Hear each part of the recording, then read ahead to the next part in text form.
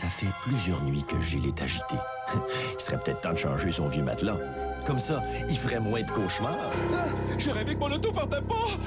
À l'achat de n'importe quel matelas Simmons, comme ce modèle Caresse, matelas simple, 359 seulement, on vous remet gratuitement un démarreur à distance installé sans frais par les professionnels de Vitro Plus.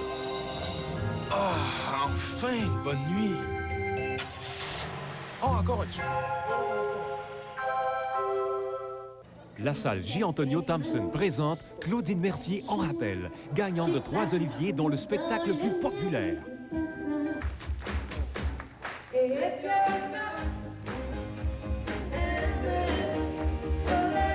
Moi, je la verrais travailler sur une ligne érotique. Salut, mon chou. T'es tout nu? Claudine Mercier en rappel, le samedi 30 octobre à la salle J. Antonio Thompson. Une invitation d'Assurance Bellemare et Lemaire. Hey, si t'es compétent, veux-tu même dire ce que tu fais au gouvernement? Est-ce qu'on va torturer des missionnaires? Les gens ont commencé à s'intéresser aux Jeux panaméricains depuis qu'il y en a qui se donnent. Il faut que ça sente la patate frite, là. C'est pas que ça me fait rire, parce que je comprends pas. C'est un vrai Québécois, puis il doit prendre un coup le samedi soir. Hello, I love you, won't you tell me your name? Got no black magic woman.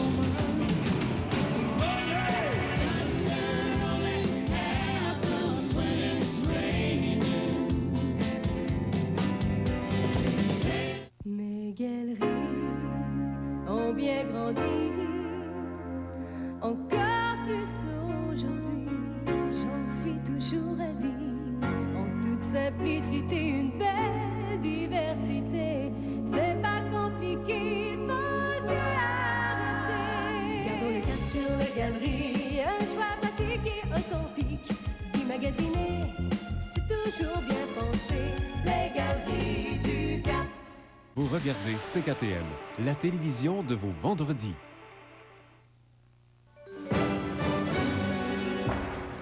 Ce soir au Téléjournal, nouvelle offensive de l'ADQ auprès des jeunes. Mario Dumont les incite à dénoncer le gouvernement via Internet. Une chute spectaculaire du nombre de saumons sur la côte ouest. Le réchauffement de la planète en serait responsable. Un triomphe bien court pour Irvine et Schumacher en Malaisie. Ils sont disqualifiés 3 heures après leur podium.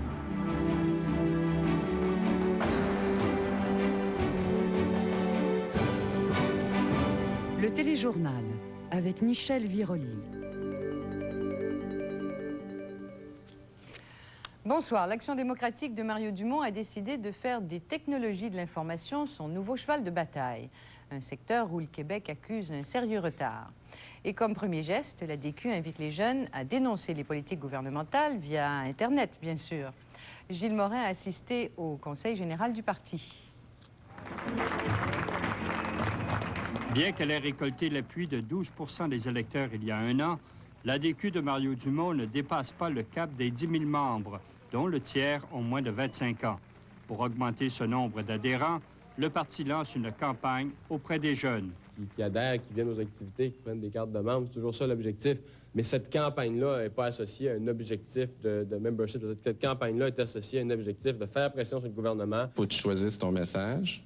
Une campagne sur Internet où les jeunes puiseront de l'information et exprimeront leur ras-le-bol en écrivant sur le site des députés péquistes sur 3 thèmes principaux: les prêts et bourses, les taux orphelins, les frais parascolaires sur les campus. Depuis un an, ils n'ont rien fait. Et puis si on les laisse aller, pendant 4 ans, ils feront rien. Fait que là, on a décidé d'arrêter ça là. Pour nourrir cette campagne, les 125 délégués au Conseil général de l'ADQ ont adopté plusieurs résolutions qui blâment le gouvernement péquiste, que ce soit sur Emploi Québec, l'aide aux orphelins ou les bourses du millénaire. C'est un retour qui devrait être ici et qui vient de nos poches à nous aussi, les Québécois.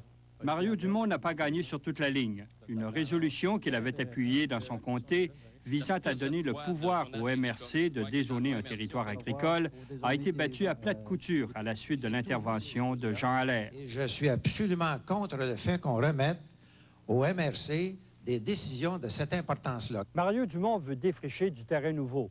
Au congrès de son parti, en avril 2000, il ambitionne de préparer le Québec aux défis de la société du savoir. Gilles Morin, Radio-Canada, Québec. General Motors a légèrement assoupli ses demandes en matière de sous-traitance dans le cadre de ses négociations avec les travailleurs canadiens de l'auto. Selon le président des TCA, Buzz Hargrove, 700 emplois seraient maintenant menacés par la sous-traitance, alors que selon la demande originale de la compagnie, c'était plus de 1000. À l'usine de Boisbriand, le nombre d'emplois en jeu demeure inchangé à environ 180. Il reste par ailleurs de nombreux autres points en litige, dont l'avenir de l'usine Boisbriand qui n'est toujours pas réglé. Les TCA menacent de déclencher la grève mardi soir. À Montréal, environ 300 personnes ont fait preuve de solidarité pour souligner la Journée mondiale pour l'élimination de la pauvreté. Le Front commun des personnes assistées sociales a profité de l'occasion pour répéter au gouvernement sa demande pour une prestation minimale. Jean Sawyer nous résume la journée. Environ 300 personnes ont marché en silence dans le quartier Villeray pour souligner la Journée mondiale pour l'élimination de la pauvreté. Depuis 12 ans, c'est devenu une tradition respectée en Amérique ainsi qu'en Europe. Mais cette année, la journée prend une tournure toute spéciale pour les assistés sociaux du Québec. C'est que depuis 1 an, plusieurs organismes communautaires réclament la création d'une prestation mensuelle minimale pour les assistés sociaux. Alors, depuis 1 an, on a réussi à convaincre 700 organismes communautaires à travers le Québec à appuyer notre campagne d'arrêt plancher. La Fédération des femmes du Québec endosse cette notion de plancher, tout simplement parce que, selon elle, l'aide sociale remplit mal son mandat de garantir un revenu acceptable aux plus démunis. Les montants qu'on appelle couverture des besoins essentiels au Québec sont tellement bas, sont tellement, mon Dieu, en bas des véritables besoins des gens. On ne veut pas, pour l'instant, fixer de montant précis à ce plancher. Les groupes d'entraide se contenteraient de la reconnaissance du principe par le gouvernement Bouchard. On n'a pas fixé de montant parce qu'on veut que le principe d'un minimum soit reconnu. À partir du moment où c'est là, on peut discuter d'un minimum. Selon les organisateurs de la revendication, il en coûterait 300 millions par année pour établir un plancher acceptable. Mais les manifestants ne resteront silencieux que le temps de la marche. Ils promettent que le gouvernement du Québec n'a pas fini d'entendre leurs revendications. Jean Sawyer, Radio-Canada, Montréal.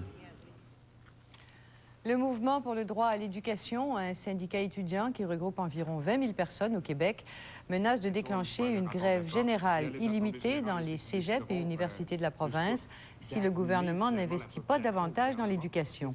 6 associations étudiantes ont déjà voté pour la grève qui ne peut être déclenchée qu'avec l'approbation de 10 associations. Entre-temps, le mouvement a planifié une série d'actions, dont une journée d'occupation et une manifestation à Montréal. Le 4e salon Éducation-Formation s'est terminé aujourd'hui à Montréal et on peut parler de succès puisque 40 000 personnes, surtout des jeunes, sont venues y chercher des idées de carrière. Et comme ce fut le cas les autres années, la chose la plus importante à retenir pour ces jeunes reste qu'il vaut toujours mieux avoir un diplôme en poche. Gilles Sirois nous explique. En 4 ans, le salon Éducation-Formation a doublé sa clientèle. Des gens comme Méranie. Là, pour l'instant, je suis encore au secondaire 5. Puis je sais pas dans quoi je vais me diriger, là. C'est ça que je dis. Nicolas, lui, a déjà un métier. Présentement, je suis machiniste assembleur. C'est pas assez payant pour moi. Je vais avoir des salaires plus élevés, fait que je suis venu me chercher une carrière. Des gens plus âgés comme Dominique. J'ai un bac en éducation physique, puis je travaille pas dans mon domaine, puis je voudrais poursuivre mes études. Pour faire son choix, le visiteur a notamment devant lui une centaine de cégeps et de collèges, 20 universités, plus de 1000 métiers et spécialités. Alors quoi choisir? François Cartier publie un guide sur les métiers d'avenir. Il y a des opportunités à saisir dans presque tous les secteurs d'emploi au Québec. Bien sûr, tout le monde va penser à l'informatique, les secteurs qui sont très en effervescence. Oui, c'est vrai. Mais il y a aussi des opportunités à saisir dans le domaine de l'enseignement, de la santé, dans certaines spécialités. Les domaines du tourisme, du meuble et même du textile sont aussi prometteurs, à condition d'avoir une formation spécialisée. De plus en plus, ce que les employeurs recherchent, c'est des jeunes qui ont dûment complété une formation, que ce soit une formation professionnelle, une formation technique ou une formation universitaire. Chez les diplômés des écoles techniques, le taux de chômage est de 7 %, 2 fois moins que pour l'ensemble des jeunes. Dans plusieurs secteurs, il y a manque de diplômés. L'esthétique est une profession où il y a le plus de chômage. Mais le message se lit partout à ce salon. L'avenir appartient aux diplômés. Gilles Sirois, Radio-Canada, Montréal.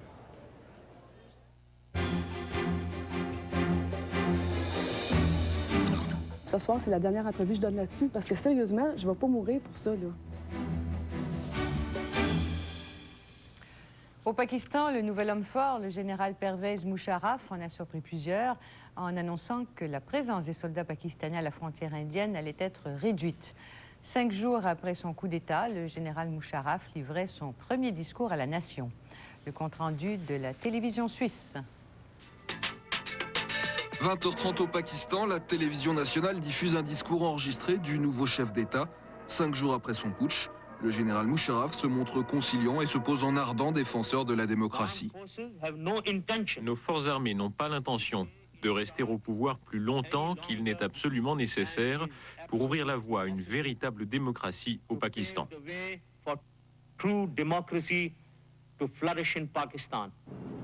Musharraf veut rassurer les Pakistanais et la communauté internationale. Pour conduire les affaires intérieures du pays, il annonce la création d'un Conseil national de sécurité. Concernant la politique étrangère, il promet une désescalade dans le conflit avec l'Inde et assure que les engagements internationaux seront respectés. Mais les nouveaux dirigeants pakistanais seront jugés sur des faits, pas sur des promesses. Aujourd'hui, les forces de l'ordre ont intensifié leurs arrestations au titre de la lutte contre la corruption. Des centaines de parlementaires ont interdiction de quitter le pays. Quant au Premier ministre renversé cette semaine, il risque d'être accusé de haute trahison. En Indonésie, le président Youssouf Habibie a joué ses dernières cartes pour tenter de se faire élire mercredi par l'Assemblée consultative du peuple. Dans un discours de 2 heures, le chef de l'État indonésien a demandé qu'on lui pardonne les erreurs commises depuis son arrivée au pouvoir il y a 1 an et demi. Il a aussi appelé les 700 membres de l'Assemblée à accepter et respecter les résultats du vote au Timor oriental en faveur de l'indépendance. L'Assemblée consultative du peuple choisira mercredi parmi 3 candidats le président pour les 5 prochaines années. Après le tremblement de terre d'hier, la Californie est maintenant aux prises avec des feux de forêt. Un pompier est mort et 60 résidences ont été détruites dans le nord de l'État par un feu qui s'est rapidement propagé. Les flammes qui font rage depuis hier près de la ville de Bella Vista s'étendent sur plus de 60 km². Des milliers de personnes ont été évacuées et 500 pompiers ont été appelés sur les lieux, mais les forts vents ralentissent leur travail. Et l'ouragan Irène a fait une première victime en Caroline du Nord. Il s'agit d'un automobiliste tué dans un accident survenu sur une route inondée. Les résidents le long de la côte est de l'État ont dû évacuer leur maison pour la 3e fois en 2 mois. En début de soirée, il était déjà tombé 15 cm de pluie dans l'est de l'État et on en attendait autant dans les prochaines heures. Le mois dernier, les pluies torrentielles qui accompagnaient Floyd ont causé la mort de 48 personnes en Caroline du Nord et laissé des dommages évalués à plus de 6 milliards de dollars. Et le réchauffement de la planète serait responsable de la baisse importante du nombre de saumons sur la côte ouest. Les saumons sockeye ont été 2 fois moins nombreux cette année à remonter les rivières de la Colombie-Britannique. Et cela parce que les eaux du Pacifique sont plus chaudes, du moins selon une étude de l'Institut de la mer. Jacques Rivard nous décrit le phénomène. Cette année, on s'attendait à ce que 8 millions de saumons sockeye reviennent de l'océan. Seulement 3 millions ont remonté les rivières de Colombie-Britannique. Conséquence, la pêche au saumon sockeye est maintenant interdite. En Colombie-Britannique, la flotte de bateaux est paralysée. J'ai pris 19 saumons cette année. Normalement? Normalement, je vais prendre à quelques mille saumons. Devant de si piètres résultats de pêche, Guy Johnston a remisé son bateau en juillet, comme d'ailleurs la majorité de ses confrères. Au nom de la centaine de pêcheurs qu'il représente, il s'étonne que tant de saumons puissent disparaître ainsi lors de leur séjour dans le Pacifique, alors qu'ils n'ont jamais été si nombreux à quitter les rivières pour l'océan. C'est très clair, c'est quelque chose arrive au large avec le saumon. La réponse est peut-être ici, à l'Institut des sciences de la mer de Sydney, sur l'île de Vancouver. The North Pacific Ocean is getting warmer. Selon une étude que vient de compléter le scientifique Howard Freeland, les eaux de surface du Pacifique se réchauffent. Selon le chercheur, cette couche d'eau de surface plus chaude crée une barrière qui empêche la montée de la nourriture des poissons, les phytoplanctons, du fond de l'océan. Moins de nourriture donc, moins de poissons. And we're reducing the supply of fish food. and this must be having an effect on the salmon. L'étude Freeland conclut enfin que l'abondance de nourriture pour les poissons a diminué de 30 à 40 % au cours des 10 dernières années dans les eaux du Pacifique. Jacques Rivard, Radio-Canada, Vancouver.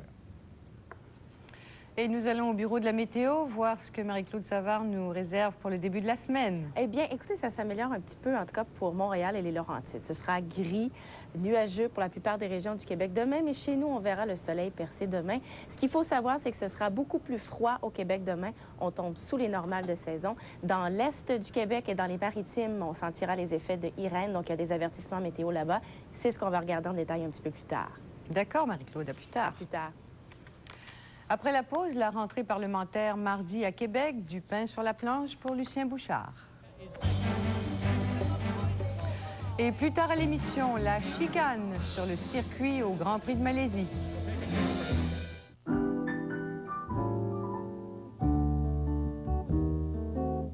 Si tu n'étais pas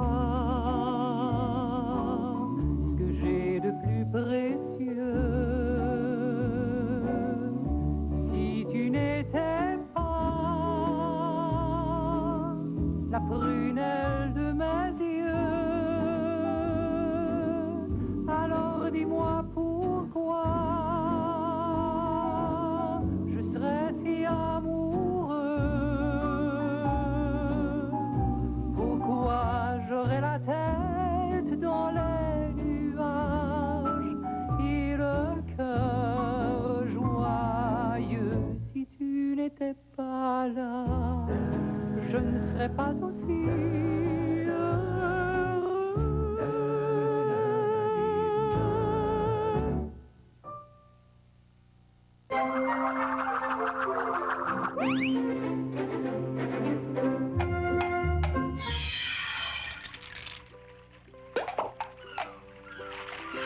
Chez AGF, après 40 ans dans les fonds communs de placement, il y a une chose que nous avons comprise.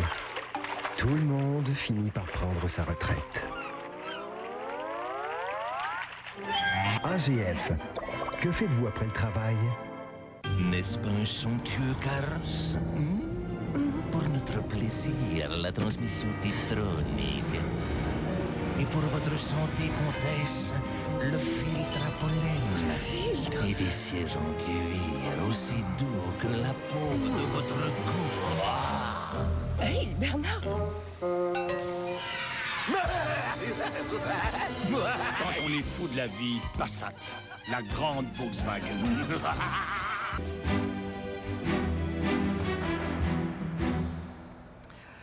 Mardi, c'est la reprise de la session parlementaire à Québec, une session qui sera sûrement animée compte tenu des dossiers chauds qui attendent le gouvernement. Et pour en discuter, je rejoins nos deux correspondants à l'Assemblée nationale, Michel Cormier et Patrice Roy. Messieurs, bonsoir. Bonsoir, Michel. Michel, je commence avec vous. Cette session risque d'être plus chargée que la précédente. Le gouvernement a en effet plusieurs dossiers embarrassants sur les bras.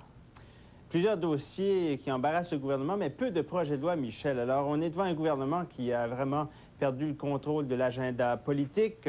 On sait que M. Bouchard s'était empressé de faire toutes les réformes dans le premier mandat pour préparer un référendum qu'il n'a pas les moyens de faire à ce moment-ci. Donc, le problème, c'est que des problèmes comme GM, comme Emploi Québec, comme tous ces problèmes, les négociations sont en train de rattraper le gouvernement. Quand les gens font la file à la porte du Conseil national du Parti québécois pour protester, c'est signe que ça ne va pas très bien pour le gouvernement. Patrice, un des dossiers qui va embarrasser le plus le gouvernement, à part les négociations avec la fonction publique, ça va être Emploi Québec, d'après vous. Oui, souvenez-vous, Michel, des libéraux, quand ils ont mitraillé Jean Rochon à l'époque sur la question de la santé, ensuite Pauline Marois, eh bien, on va assister au même scénario, mais dans le cas d'Emploi Québec. Les libéraux voudront arriver en chambre avec des cas précis. Pourquoi telle dame, pourquoi tel monsieur n'a pas le droit à ses cours, pourquoi il ne peut pas continuer son secondaire alors qu'on lui avait promis, etc. Donc, ça risque d'être extrêmement embêtant pour le gouvernement, d'autant plus que la ministre responsable d'Emploi Québec, cette semaine à Québec, est venue dire que oui, il allait avoir moins d'argent cette année, que oui, les cours de formation pour les gens seront beaucoup moins disponibles. Et d'ailleurs, Elle a dit qu'Emploi Québec allait dans l'avenir donner beaucoup moins de formation, ce qui va donner beaucoup de munitions donc aux libéraux et ça risque d'embêter effectivement le gouvernement. Cela dit, sur le côté des négociations avec la fonction publique, est-ce que le gouvernement ne va pas miser un peu sur ce qui semble être une division ou une certaine désorganisation des milieux syndicaux? Ce qui est très clair, c'est que, en tout cas, les syndicats ne veulent pas rapidement aller en grève. Les votes de grève ne sortent pas un peu partout, donc ça va faciliter la tâche du gouvernement. Et il faut dire aussi que les libéraux, on est loin d'être sûr que Jean Charest en donnerait plus aux employés de l'État. Alors là, les libéraux sont un peu mal placés pour attaquer en chambre, en tout cas, le gouvernement. Alors c'est un dossier qui va être difficile, mais politiquement, certainement moins dangereux pour le gouvernement. Michel, justement, la performance que vont donner les libéraux, c'est la grande inconnue. On leur reproche d'avoir finalement marqué peu de points à la dernière session. Est-ce que leurs positions sont plus fermes, moins floues cette fois-ci? Bien, M. Charest veut au moins donner l'impression que le parti s'interroge sur des idées. On a eu ce conseil général du Parti libéral où il y a eu même des désaccords publics, ce qui est très rare pour le parti, sur est-ce qu'on doit baisser les impôts avant de réinvestir dans la santé. Bon, enfin, tout ça. M. Charest a encore cette idée de revoir le modèle québécois. Il n'y avait pas mis beaucoup de chair autour de l'os à temps pour les dernières élections. C'est encore en gestation, mais n'a pas encore beaucoup de précision. Je crois que l'opposition va quand même faire de la guérilla politique en Chambre. M. Charest ne va pas révéler beaucoup de nouvelles positions, surtout que le parti est en réflexion sur beaucoup de choses. On est à 3 ans de l'élection. Et l'opposition, Michel, se fait beaucoup dans la rue. Donc, M. Charest peut attendre et laisser les syndicats, laisser les groupes populaires faire le travail d'opposition à sa place à ce moment-ci.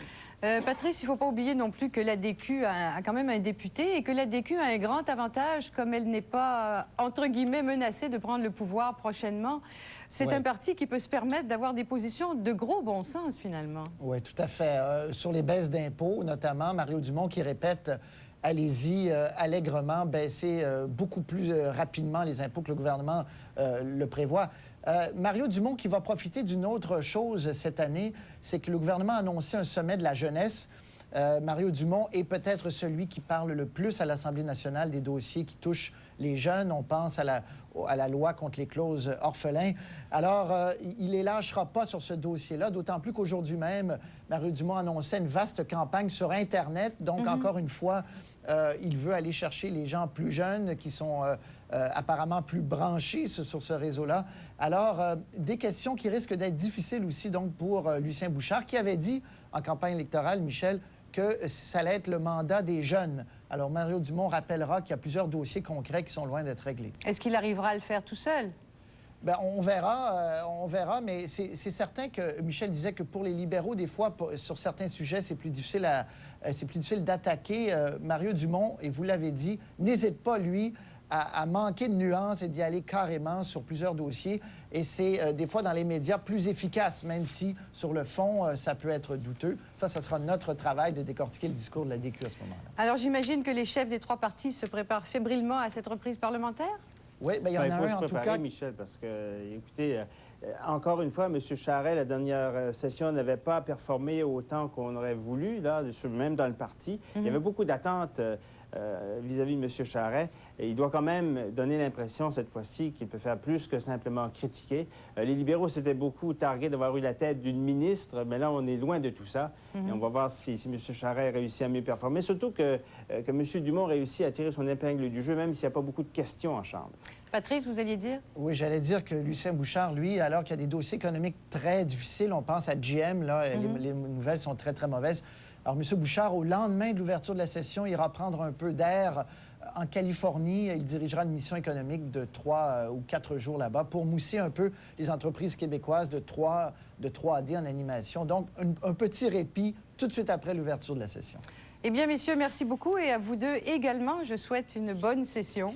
Merci. Bonne soirée. Au revoir.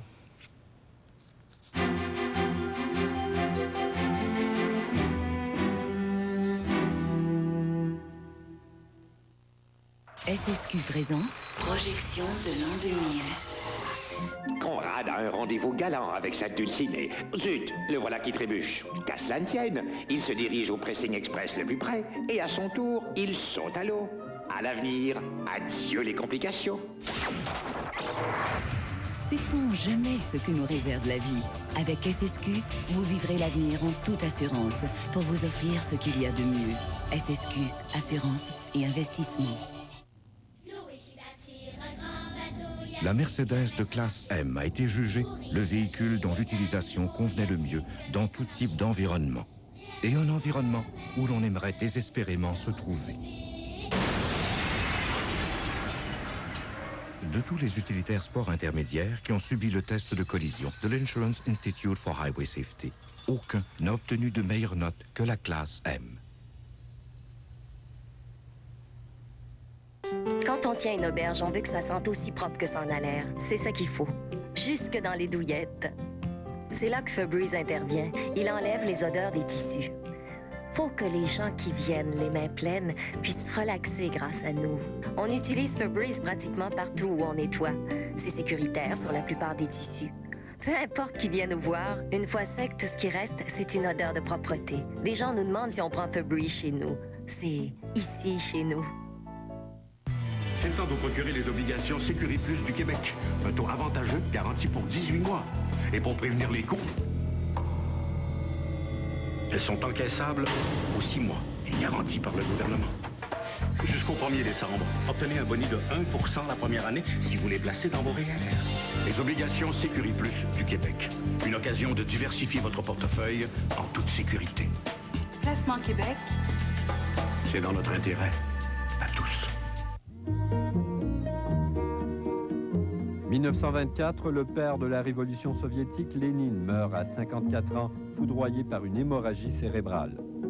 Joseph Staline lui succède. Lénine le trouvait trop brutal, l'histoire lui donnera raison. En Formule 1, triomphe et déception pour Ferrari sur le circuit de Sepang en Malaisie. Schumacher et Irvine remportent la course pour être disqualifiés quelques heures plus tard à cause d'une pièce aérodynamique non conforme sur leur voiture. Mika Häkkinen a donc remporté la course et le championnat du monde par décision. Et Ferrari a fait appel. Daniel Carrière nous raconte cette journée peu commune. Ce matin, l'Italie était à 10 mm du bonheur. Tout allait si bien pour l'écurie Ferrari. Non seulement avait-il réussi le doublé, mais leur idole, Michael Schumacher, était de retour sur le podium. On a sablé le champagne, mais la joie a été de courte durée. 3 heures après avoir remporté la course, les commissaires disqualifiaient Eddie Irvine et Michael Schumacher. La raison? Leur bolide était non réglementaire, les déflecteurs latéraux avaient 10 mm de trop. C'est aussitôt la consternation au sein de l'équipe, pratiquement le champion du monde, avec une avance insurmontable au classement. Cette douche d'eau froide qui survient à 2 semaines du dernier Grand Prix de la saison a provoqué la stupéfaction chez les tifosi. Moi, jusqu'à 11 heures, je pensais qu'on avait gagné. J'arrive au Café Italie, ils m'annoncent qu'il était disqualifié. Les Italiens refusent d'y croire et gare à ceux qui disent qu'ils ont triché. Je pense pas que c'est triché, ça, parce que McLaren, chaque course, il triche. Une nouvelle choc, là, c'est ça. Là. Ils sont disqualifiés, là, sont morts. C'est pas vrai. Pas vrai. Puis, c'est pas vrai, non, parce que c'est pas prouvé encore. Tout indique que le procès sera rejeté. Les Italiens vont devoir être patients, eux qui n'ont pas remporté de titre mondial depuis près de 20 ans. Daniel Carrière, Radio-Canada, Montréal. Et cela nous mène tout naturellement aux manchettes du sport avec René Poitier. Bonsoir René. Bonsoir Alors, Michel. Pas seulement une course passionnante en Formule 1, mais aussi un match enlevant au baseball. Match extraordinaire que celui de la série de championnat de la Ligue nationale de baseball en 15e manche aujourd'hui. Vous voyez le grand chelem de Robin Ventura. Ça devrait donner une victoire de 7-3, sauf qu'il n'y a que le coureur qui était posté au 3e coussin qui a pu se rendre jusqu'au marbre. Alors, 4-3, la victoire des Mets. Ils affronteront Atlanta mardi à Atlanta et nos Alouettes ont été battus cet après-midi. 32-29, on a vu l'échappée d'Anthony Calvillo, le quart des Alouettes, alors qu'il restait quelques secondes à faire au match. Victoire ainsi des Blue Bombers de Winnipeg. On a cela et beaucoup d'autres nouvelles tantôt. Merci beaucoup René et nous retournons à Marie-Claude Savard pour le détail des prévisions du temps. Alors, Marie-Claude, l'ouragan Irène va nous ennuager, mais il y a quand même de l'espoir. Oui, oui. De façon générale, je veux dire, ça, c'est pour l'Est du Canada. De façon générale, c'est gris et c'est frais demain pour la plupart des régions. Mais à Montréal, on verra le soleil en deuxième portion de journée. Dans l'ouest du pays, c'est une autre histoire. On va aller voir tout de suite sur l'image satellite. Vous allez voir que c'est déjà relativement nuageux. Et voyez cette masse de nuages qui est dans le sud du Manitoba. Eh bien, elle va s'avancer vers l'Ontario et avec un front froid, donc on verra de la neige un petit peu là-bas. Et chez nous, eh bien, ça va commencer cette nuit à 30 % de probabilité d'averse. Et cette masse de nuages va se déplacer vers l'est. Et donc, dans l'ouest, on verra des éclaircies en après-midi. Et regardez Irène. Le centre est toujours au large de la Caroline du Nord. Voici l'image il y a 24 heures. On va voir comment ça se déplace. Ça se déplace quand même assez rapidement. Et les nuages s'organisent à l'avant de l'ouragan. Donc, c'est donc la tête de l'ouragan qui va toucher la plupart des régions des Maritimes demain. Avec de la pluie abondante, on parle de 20 à 30 mm d'accumulation, 50 mm à Halifax, des vents du nord jusqu'à 70 km/h, des pointes jusqu'à 80 km/h demain, surtout à Halifax, et ça va se déplacer vers Terre-Neuve mardi. Et donc, la pluie commence à l'aube aux îles de la Madeleine, à Moncton et Halifax. Ça va cesser en soirée. Et à Terre-Neuve, la pluie commence vers midi.